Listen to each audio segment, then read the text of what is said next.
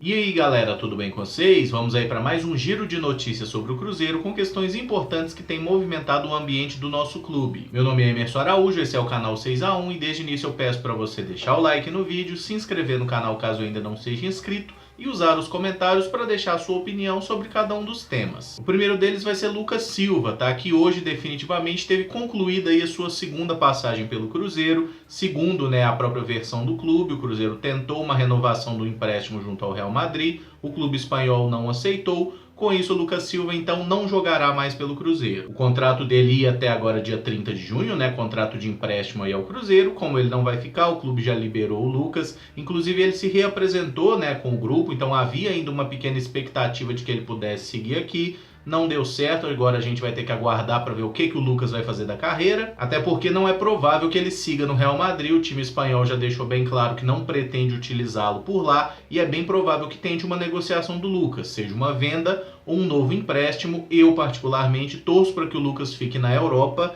Vi que tem até uma especulação de que o Benfica estaria interessado nele. Acho que seria um ótimo destino. O Lucas Silva precisa jogar e eu acho que ele estando na Europa, ele ainda consegue se recolocar bem nesse mercado. Porque se ele voltar a jogar no futebol brasileiro ou for para o México, que foram outros destinos especulados aí, ele certamente não vai conseguir se tornar aquele jogador que ele parecia ser no início de carreira. Gosto muito do Lucas, é um cara muito identificado com a camisa do Cruzeiro, Até falei que em menos de 5 anos de profissional no clube, ele conquistou 7 títulos, foram 2 Copas do Brasil, 2 brasileiros e 3 campeonatos mineiros. Então que o Lucas seja feliz aí nos seus próximos destinos, que volte aí no final de carreira também para jogar no Cruzeiro novamente, para ganhar mais alguns títulos aí, e que essa lacuna que vai ficar aberta no elenco possa ser preenchida por jogadores jovens, da mesma forma que parece que vai ser no caso da zaga, que eu vou falar daqui a pouco. Segundo a apuração do jornal Hoje em Dia, o Cruzeiro recebeu uma nova proposta da Chapecoense, envolvendo o zagueiro Fabrício Bruno. Mais uma vez a Chape tentando levar o Fabrício por empréstimo.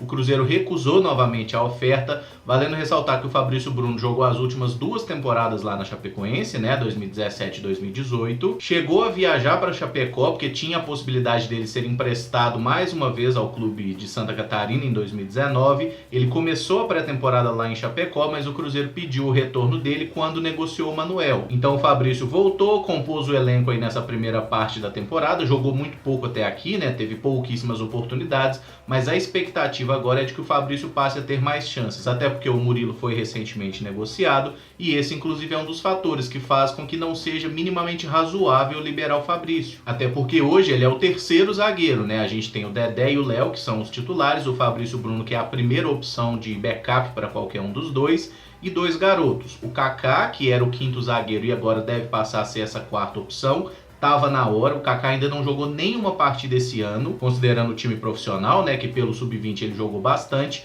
e o jogador que fazia a dupla com o Kaká no Sub-20, o Edu, foi promovido ao elenco principal, iniciou aí os treinamentos junto com o elenco nessa terça-feira e deve ser efetivado aí como nosso 5º zagueiro na temporada, o que eu considero um acerto da diretoria e do Mano Menezes. Agora tá na hora de botar os meninos para jogar, porque a gente olha para a zaga do Cruzeiro, Dedé e Léo não estão jogando tão bem assim, a nossa defesa tá problemática e o Fabrício Bruno não teve uma oportunidade, O Murilo tava mal, o Kaká não jogou nenhuma vez, agora tem também o Edu.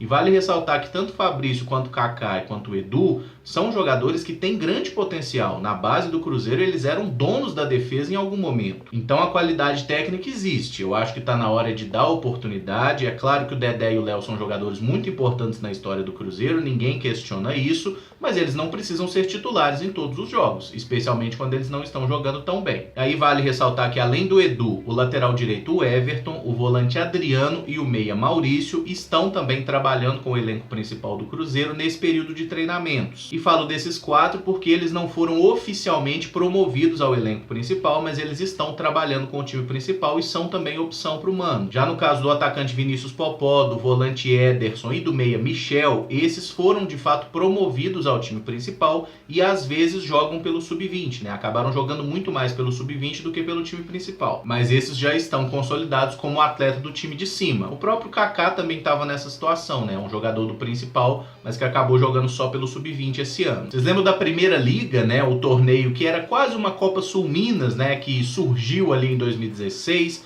prometia ser o embrião aí para uma união dos clubes, né, para fazer uma espécie de Premier League no Brasil, e que no final das contas não deu foi porra nenhuma, foi um grande fracasso. Teve apenas 2 edições, uma 2016, que foi vencida pelo Fluminense, e 2017 vencida pelo Londrina, e que agora aparentemente voltou ao noticiário. Porque quando os clubes assinaram os contratos, né, seja com patrocinadores ou até mesmo com a empresa que detém os direitos de transmissão, havia uma previsão de que houvessem pelo menos 3 edições. Então por isso é possível, né, que os clubes sejam obrigados a jogar mais uma edição da Copa da Primeira Liga, né, conhecida também como a Copa que ninguém liga. Inclusive houve uma reunião lá na sede do América, né, para se discutir essa situação. Aparentemente esse ano não tem como mesmo, mas é possível que pensem aí em fazer uma nova edição da Primeira Liga para a temporada 2020. Particularmente eu acho que esse campeonato não deu certo, não tem por que voltar com isso, não funcionou e já tem jogo demais, já é calendário cheio demais para os times. O que poderia ser feito, que eu acho até que já não é o ideal, mas poderia ser um paliativo, seria trocar os campeonatos estaduais por campeonatos regionais, como era a Sul Minas há vários anos atrás, que até funcionava relativamente bem, era um pouco mais interessante do que o campeonato estadual como a gente vê hoje. Mas é tudo muito complicado e, como eu já falei várias vezes, para mim o cenário ideal é acabar com esse torneio regional. Não tem por que ter torneio regional para clubes grandes como Cruzeiro, como Flamengo, Fluminense, Grêmio, Inter. Esses times eu acho que deveriam jogar Campeonato Brasileiro, Copas nacionais e Copas internacionais, e acabou conversa. O estadual tem que existir sim, mas ele tem que existir durante o ano inteiro e para os clubes que não estão nas principais divisões do futebol brasileiro. Isso eu enxergo que seria o cenário ideal. Aí a gente chama o Adilson Batista, né, com aquela frase célebre dele do vamos aguardar para saber o que vai acontecer sobre esse certame. Tem até uma possibilidade aí de ser jogada a Primeira Liga com times sub-23, o que eu acho também que não atrairia interesse de ninguém ia querer ver esse raio desse campeonato. Mas vamos ver o que acontece, e eu gostaria que vocês deixassem aí nos comentários também o que acham desse campeonato.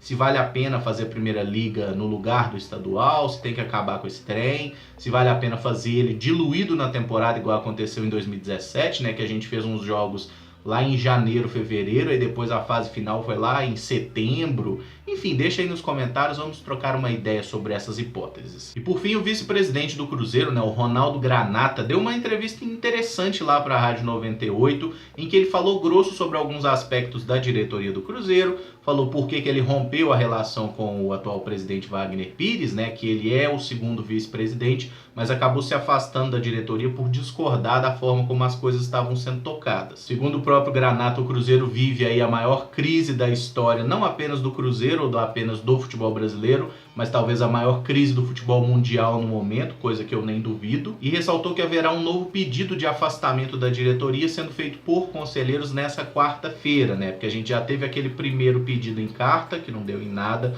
por vários conselheiros. Depois teve um pedido do Zezé Perrella, né, um pedido para inglês ver, marcando a reunião para mais de um mês para frente, só lá para agosto. E agora haveria uma terceira investida, possivelmente até judicial, né, por causa de gestão temerária. E particularmente entendo que da forma como o Cruzeiro está sendo gerido, ou da forma que o Cruzeiro não está sendo gerido, né, está completamente à deriva nesse momento, eu entendo que qualquer coisa que seja feita para tirar esse trio, né, esse glorioso trio aí do comando do Cruzeiro, seria algo muito positivo. O Granata falou algumas coisas que eu concordo bastante. Por exemplo, o fato de ninguém fiscalizar efetivamente o que acontece dentro de um clube de futebol. Nem Ministério Público, nem a polícia, nem o Conselho Deliberativo do clube, ninguém fez absolutamente nada. A gente teve várias notícias, por exemplo, que o pessoal do Conselho Fiscal solicitou várias vezes para a diretoria que mandassem, né, os relatórios, os balancetes financeiros, e os caras simplesmente não mandaram e não dá nada por isso. Aí vem lá o Perrella e fala que vai abrir uma sindicância para apuração. Beleza, que apuração que está sendo feita efetivamente? Porque o próprio Perrella falou esses dias aí, tipo 15 dias depois da tal abertura da sindicância,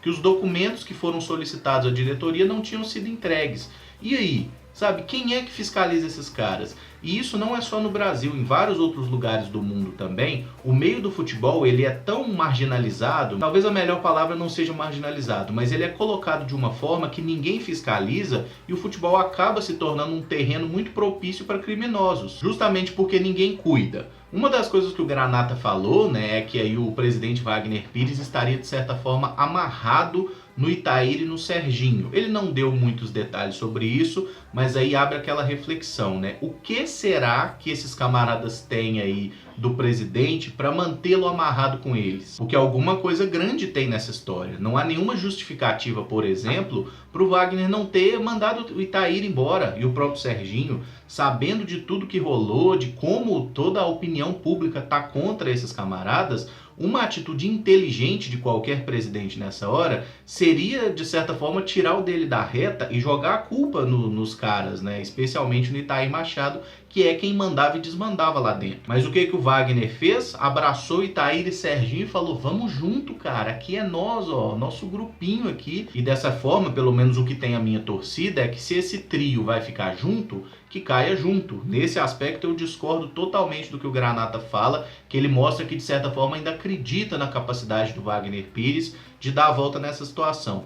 Eu não acredito porque, por mais detestável que eu ache o Ittair Machado e o Serginho, o grande culpado dessa história é o Wagner Pires, porque foi ele que deu poder para essa dupla. Foi ele que permitiu que as coisas chegarem nessa forma absurda. E talvez seja, de fato, a maior crise que um clube de futebol esteja passando no mundo nesse momento. Porque eu, pelo menos, nunca vi na minha vida um clube ter tanta acusação de tanto crime diferente, de tanta gente diferente.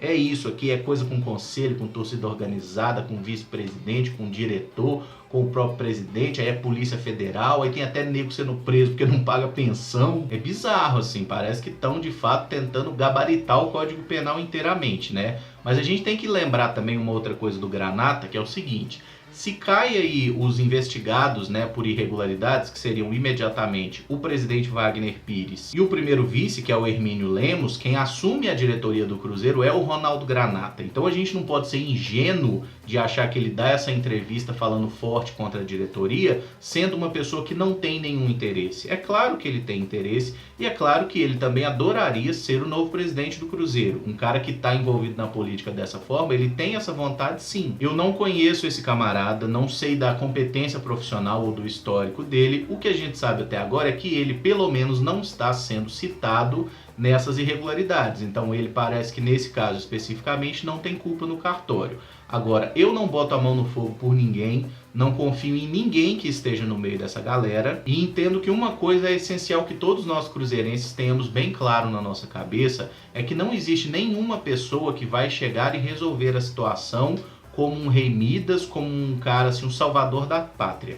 Isso não acontece, isso não vai acontecer, é muito difícil aparecer, como aconteceu lá no Palmeiras, né? Que foi o Paulo Nobre que pegou o clube fudido, sem grana, socou dinheiro no clube, cometeu alguns erros também, obviamente, né? Porque um cara que não tinha grande experiência no futebol ia fazer umas merda, mas no final das contas ele foi um cara que salvou o Palmeiras num dos piores momentos da história do clube paulista. Aí depois veio a Crefisa, né? Botando muito mais grana e aí trouxe também pessoas competentes, como foi o caso do Alexandre Matos, que é um cara que quando tem dinheiro é praticamente impossível montar um time melhor que o dele, e aí o Palmeiras se tornou essa potência que é hoje. Mas agora, para tentar fechar com uma notícia melhorzinha, eu convido vocês a pensar no que aconteceu com os times que hoje são considerados referências na parte financeira do futebol brasileiro, que são justamente Flamengo e Palmeiras.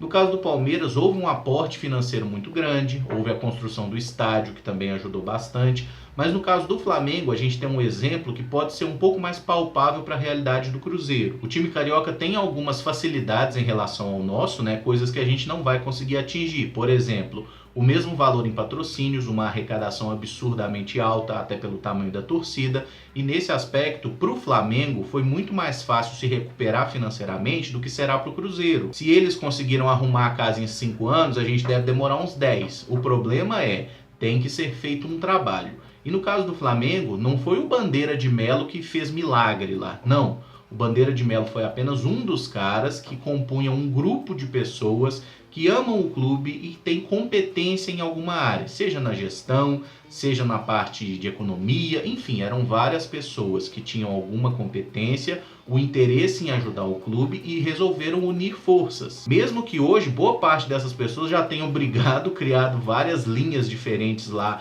uma briga política dentro do Flamengo, mas naquela situação que o clube estava completamente fudido, né, depois da, acho que é Patrícia Amaral, né, aquela presidente do Flamengo, que foi quem contratou o Ronaldinho Gaúcho e tudo mais, naquele momento as pessoas se uniram e conseguiram fazer coisas boas pelo clube. E o que eu penso que o Cruzeiro precisa é justamente isso, gente boa, não basta ser cruzeirense, tem que ser competente em alguma área. Então, mais uma vez eu reitero, a situação do Cruzeiro ela é de fato uma crise absurda, a maior da nossa história. Agora, se houver um trabalho bem feito, efetivo, sério, e os caras quiserem tirar o Cruzeiro do buraco, isso é possível. Nenhum time precisa cair para a segunda divisão para que alguma coisa aconteça. Não tem esse negócio de que você tem que cair para se reerguer. Se você enxergou seu erro, você consegue parar de errar, né, que é o primeiro passo, e a partir daí você pode começar a fazer as coisas certas. Agora, tem que ter autocrítica, tem que entender que vai precisar diminuir e muito os gastos com o time de futebol, e o quanto antes esse processo for iniciado, melhor. Muita gente fala, pô, o Cruzeiro tem que ir até o final do ano com esse time, pro ano que vem tentar melhorar as coisas. Beleza, mas se a gente for até o final do ano com essa folha salarial absurda de 12 milhões de reais, esse time caro, e assim, a gente não tem nenhuma garantia de que vai dar certo, pro ano que vem, esse buraco financeiro vai estar ainda maior. Então, quanto antes começar a agir, mais fácil vai ser sair dessa. E vamos torcer para que essa manifestação do Conselho seja mais efetiva que as anteriores, para que a gente possa, o quanto antes, se ver livre desse trio, né? Wagner Pires de Sá, Itair Machado e Serginho, para mim, são personas não gratas, caras assim que nunca mais deveriam ter o direito sequer de entrar nas dependências do clube, nem sede campestre, nem nada. Porque o que esses camaradas fizeram com o Cruzeiro, cara, assim, é uma coisa que nós vamos sentir por muitos anos ainda na pele. Acreditem que o negócio não vai ser fácil pra gente, mas é nessa hora que a torcida tem que aparecer. A gente tem que abraçar o clube tanto na hora boa quanto na hora ruim. Certamente vamos ter momentos complicados nos próximos anos, mas é essa hora que a gente tem que botar a cara. Esse vídeo fica por aqui, até porque eu acredito que ele já está bem grande. Se gostou, deixa o like, se inscreve no canal caso ainda não seja inscrito. Usa os comentários aí para deixar as suas opiniões sobre cada um dos assuntos que abordamos aqui. Muito obrigado por acompanhar, um abraço e até o próximo vídeo. Valeu!